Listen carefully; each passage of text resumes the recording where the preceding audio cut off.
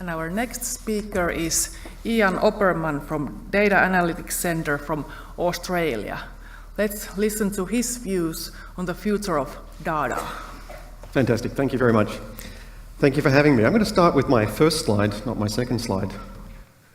First slide. I'm going to talk to you a little bit about why we care. It's been great presentations about technology and bits and holograms and transceivers and reliability and performance.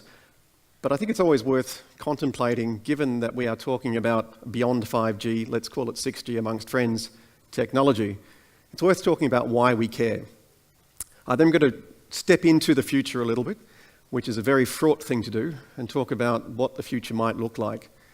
And then I'm going to talk about an open problem that I personally care deeply about, which I think is something we all need to address before we get to anything beyond 5G. In fact, it's even relevant for 5G.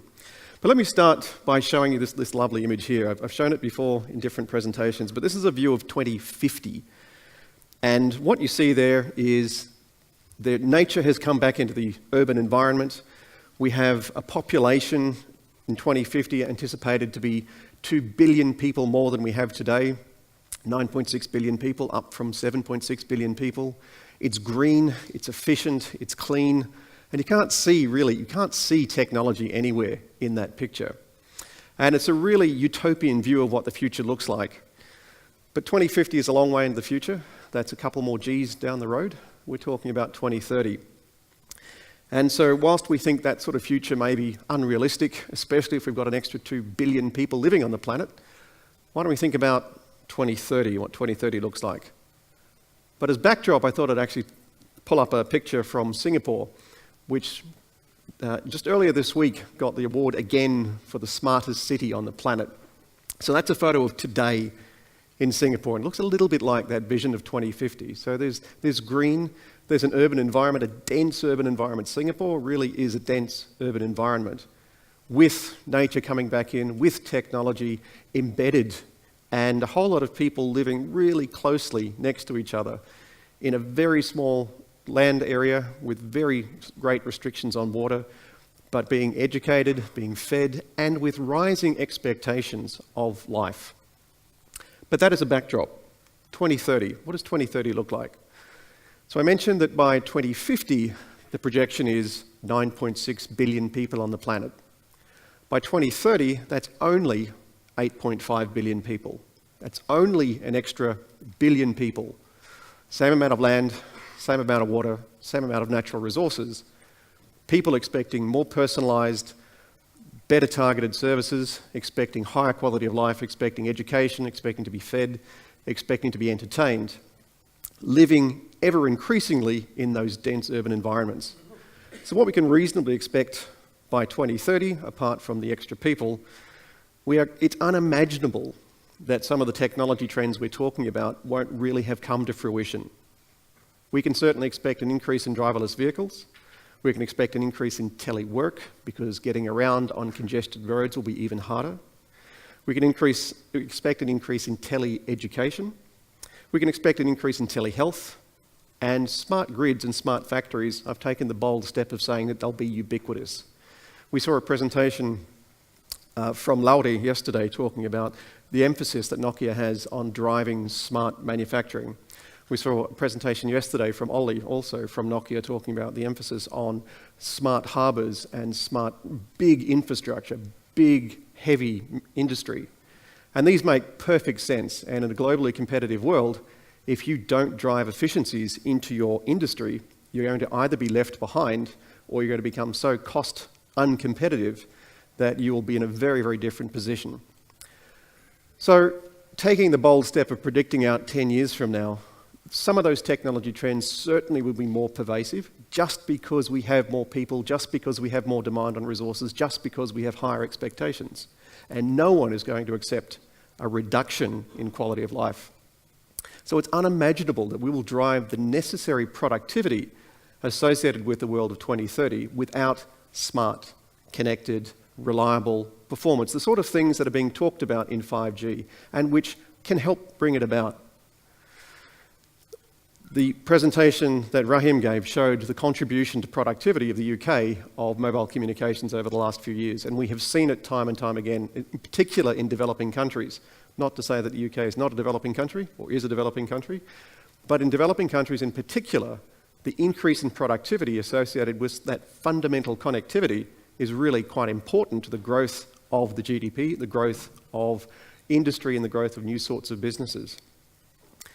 And when we think about the world of 2030, it's actually really important to pick up on Sudhir's point from yesterday, where he said today there are 2.8 billion people who don't have access to reliable, affordable connectivity, in some cases not at all. So when we think about the world of 2030 with an extra billion people living in increasingly urbanised environments, a lot of the world won't look like the shiny cities of Singapore. A lot of the worlds will look like less structured, less planned environments which come together because people are moving into urban environments to take advantage of that proximity to jobs and education and all of the benefits that come from the productivity enhancement of smart cities. But informal cities will continue to grow, or cities without well-planned, well-structured, centralised planning, such as Singapore, will continue to grow. But we can also expect a couple of other trends just because of what we are doing as a people. So again, 2030, 8.5 billion people. We can expect the average age on the planet to increase. We can expect the average number of retirees to working age to increase. And this is particularly a challenge in economies such as Japan and even Australia, where the ratio of people working to those who've retired is dramatically shifting. So today in Australia, it's 7 people working for every person retired. By 2030, it's expected to be 5 people working for every person retired.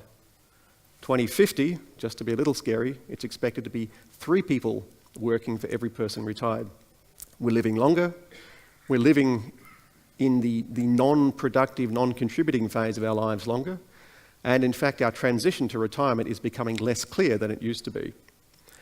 So if we have an increasing population, an ageing population, and we have reduced or at least finite resources and rising expectations, that need to drive productivity is even higher. We can also expect that urbanisation aspect to continue. By 2050, it's expected to be between 80 and 90%. In 2010, 2009, it became 50%, so the estimates are that it'll be in the 60 to 70% range by 2030. And of course, we'll have increased megacities as a consequence of that, some of which are informal. And we'll expect a dominance of services, certainly enabled by telecommunications and connectivity. And we'll expect, whatever we argue about the cause, we expect the climate to be changed, to be warmer, to be more volatile, but certainly changed, even by 2030. Now, interestingly, when we think about the world who are seeking connectivity and the world who are developing, there is actually an interesting point that as of last year, most of the world is now either middle class or wealthier. So when you think about the poverty, you think about those who don't have access, last year, for the first time, it was estimated that half the world or more was middle class or wealthier. But middle class means households spending between $11 and $110 per day per person in 2011 purchasing parity. That's middle class. So at least half the world is middle class, some of which, of course, are at the wealthier end, present company included, but most of the world now is now considered to be middle class. So that's interesting when we think about, again, why.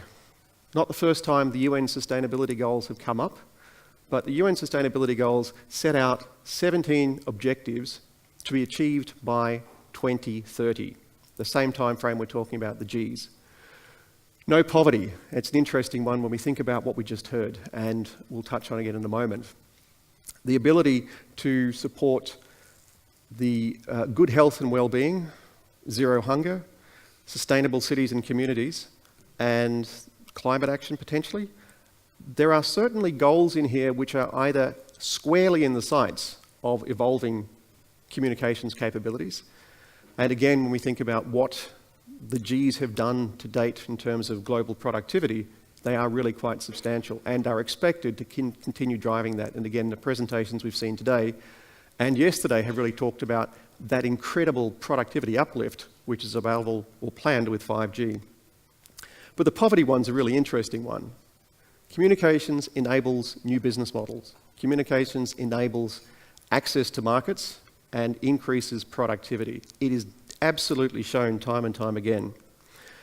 So when we think about how we're going to achieve that sustainability goal of no poverty by 2030, we're currently running a bit behind the clock. There are currently an estimated, as of December last year, 586 million people who are extremely poor, who are on the left-hand side of the bell curve when it comes to middle class or better. It's estimated that 63,500 people are moving or being lifted out of poverty, extreme poverty every day. 14,000 are falling into extreme poverty every day. And we're approximately 81,741,000, give or take, today behind the goal of 2030 of having no poverty. So when we think about the impact of the Gs, what we're doing with 5G at the moment will be astounding in terms of the productivity, quality of life uplift, in particular in developing countries. And what 6G will do is partly fill that gap in terms of the sorts of capabilities and the sorts of sustainabilities and the sorts of benefits. But let's now think a little bit about 6G as compared to 5G. Now, I took the liberty of taking some of the great material out of the Nokia white paper and just looking at how 5G is described, and then looking at the CWC 6G flagship video and looked at how technology is described. And it may be a little bit unfair, but for the purpose of illustration, 5G is being talked about in terms of devices and data rates and latency and, of course, smart, and it's still very tech-centric. And a lot of the conversations we've had today have been very tech-centric. Because that's where we are. We're bringing advances to engineering and pushing the current state of the art, and we're pushing pretty hard. The language used to describe 6G is really quite different. Naked. There isn't a device in some cases. It's projected onto our skin, onto vehicles, onto any surface that makes sense. Green. The challenge about the amount of energy that future networks will use, either because of lack of availability, lack of reliability, or just the fact that society will say you can't use that much energy to drive forward what you want to achieve. The trade-offs that we're starting to see around Bitcoin and blockchain, which say this just isn't sustainable, potentially will become a much, much bigger challenge going forward. Seamlessness, self-aware, guaranteed. And self-aware could be a self-optimizing, self-organizing, self-healing network, or it could be something that you just walk up and you're connected, that the system revolves around you and is very human-centric, rather than you having to connect, even as simple as connecting a USB port in to get connectivity. It truly being zero touch, truly being seamless. You walk in and you're part of it. Let's see what that looks like. Let's take a smart home. And a smart connected home, it's pretty cool. Absolutely cool. Highly personalized. It could be more efficient if you think about smart lights or smart heating or smart ventilation.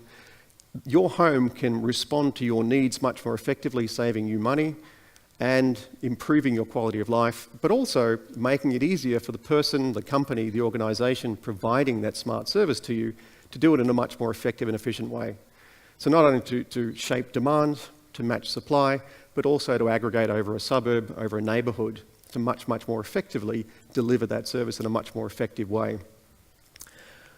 But because the system responds to you, there's a whole lot of personal information about your preferences, about your relationships, about when you're at home, about which rooms you use, that you start to reveal to your smart light, your smart TV, your smart refrigerator. But imagine if we do project forward to that world where it's naked, anything is a device, and your shirt is your mobile device. And your shirt is now part of a hop in a network. Unbeknownst to you, in order to achieve the efficiency goals that you have, your shirt has to be the next hop in the network. What about that? That's not completely unreasonable. We've looked at multi-hop ad hoc networks for quite some time. We've talked about weaving electrodes into fabric. It's already being done. How do you feel about your shirt being a node? How do you feel about your shirt being a device? And then, what if the level of network optimization is based on your viewing preferences? Or if the services you're being offered are based on your food preferences and how hungry you are? if your shirt, your fridge and your toilet monitor your health and offer you well-being advice, or your location informs part of a distributed decryption algorithm where you can't decrypt information unless you're in the room.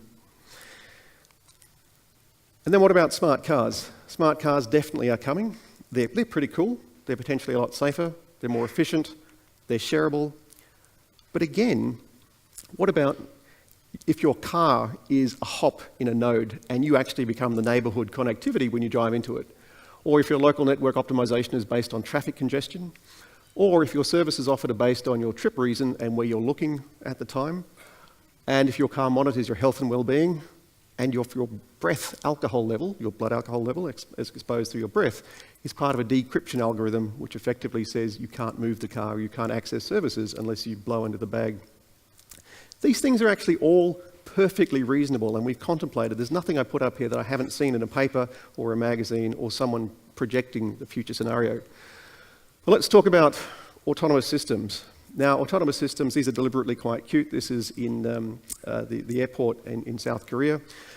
And the issue here is that they can do a lot of things. These are deliberately designed to be cute and interactive.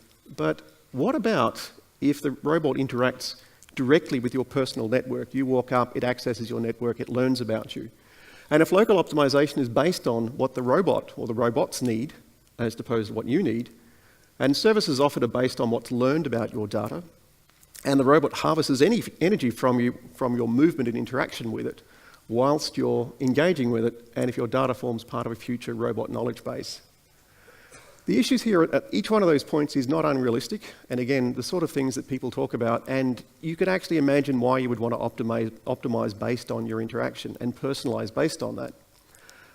But you're gathering, or a lot of data about you is being gathered, and questions about, can you tell if that robot is real or not, and if the advice being given to you is real or not, and can you trust it? But let's go one step further. Now, we've got lots of data flowing around, lots of advice being given, and this is Shudu, and Shudu is the first ever internet supermodel avatar, who currently has, as I checked earlier, 160,000 followers, and Shudu promotes things, glasses, necklaces, jewellery and such. And Shudu's not the only one. There's quite a few avatars who harness lots of data about networks and about you and about other people, and there's one called Little Miquela who has 1.5 million followers, and who recommends a whole lot of things to you. And the question again is, despite the fact that services are being personalised and delivered to you based on data about your preferences as exposed through the devices you use and where you are, and networks can be optimised around you, if you're being given advice, or if you're being told what to do, or if you're getting instruction, or if you're getting health information, doesn't matter if it's an AI, doesn't matter if you can tell, how is it qualified, who's responsible, and can you trust it? And coming back to the issue around our sustainability goals and what we're trying to achieve, the issue, of course, is that when we're thinking about what networks need to do and the sort of things that need to be offered, there are some big challenges around big principles, such as the trustworthiness of the network, how green it is, how guaranteed it is, how self-aware it is, how seamless it is. But privacy is the one that I think is really going to get us undone if we don't do something serious about it. And the challenge is basically this. There's a lot of data being collected about you, your preferences, your relationships, your interactions, as seen through a lot of different smart devices. And there's a question, even if de-identified, about whether or not there's personal information in that data. When you link it together, when you analyse it, when you use it to decide whether to optimise a service or a network or coverage or power, the issue is how much personal information is in there. And the answer is, there's no way to tell. If it's absolutely identified, that's easy. If it's information about the weather, that's relatively easy. The problem is everything else. And when we talk about algorithms deciding what we're going to do in this space, or adapting or learning, we have a really significant challenge. So the thought to leave you with is that we should really be thinking about what we want to achieve with 6G.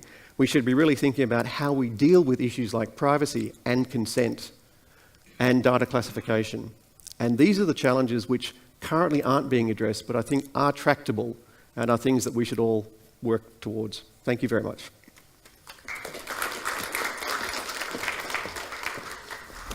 Thank you, Ian. Other questions from the audience? Yes. So thank you for the interesting presentation. You talked about the poor going towards the middle class, but you didn't mention the other trend that there is a big gap rising between the middle class and the richest. So the inequality is at the moment highest at the level at it was before the World War I. So what do you think this on that side, on decreasing the inequality? Because inequality has been increasing because of the digital technology, as some analysts say. So is this going to increase more or what? So it's fair to say that really powerful businesses are generated and created, or the opportunities exist when there's substantial information asymmetry.